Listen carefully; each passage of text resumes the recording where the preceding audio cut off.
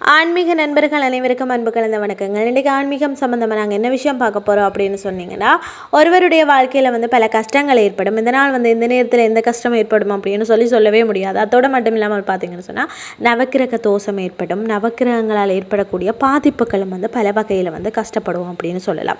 அப்படிப்பட்ட கஷ்டங்கள் அனைத்தையும் நீக்கக்கூடிய தெய்வமாக இருக்கிறவர் தான் இந்த ஆஞ்சநேயர்.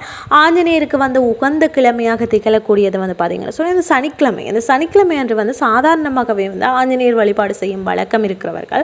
அதற்கு காரணம் சனி பகவானுக்குரிய கிழமையாகவும் சனிக்கிழமை அன்று ஆஞ்சநேயரை நாம் வழிபாடு செய்யும் பொழுது சனி பகவானால் ஏற்படக்கூடிய தோஷங்கள் கஷ்டங்கள் எல்லாம் நீங்கும் அப்படின்றத உண்மை. அதாவது சனி பகவான் மட்டுமல்லாமல் நவக்கிரகங்களில் இருக்கக்கூடிய ஒவ்வொரு கிரகத்தின் பாதிப்பையும் நீக்கக்கூடிய ஒரு வல்லமை படைத்தவராகத்தான் இந்த ஆஞ்சநேயர் திகழ்கிறார்.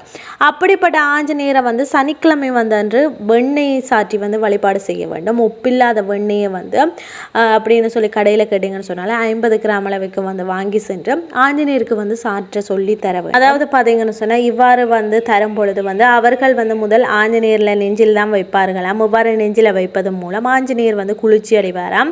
அவர் மட்டும் குளிர்ச்சி அடையாமல் அவருடைய நெஞ்சுக்குள் இருக்கக்கூடிய ராமர் சீதா இவர்களும் குளிர்ச்சி அடைவார்களாம். இப்படி இவர்கள் குளிர்ச்சி அடைந்து மனம் மகிழும் பொழுது அதற்கான காரணமாக இருக்கக்கூடிய நம்முடைய மனமும் மகளும் அளவிற்கு கஷ்டங்கள் அனைத்தும் தீர்ப்பார்கள் என்று சொல்லி கூறப்படுகிறது. மேலும் இப்படி நாம் வெண்ணியை வாங்கி ஆஞ்சநேயருக்கு சாற்றுவதன் மூலம் நோய்கள் நிவர்த்தியாகும், ஆயுள் அதிகரிக்கும், வாழ்க்கையில் ஏற்படக்கூடிய கஷ்டங்கள் அனைத்தும் நீங்கும், நவக்கிரக தோஷமும் நீங்கும்.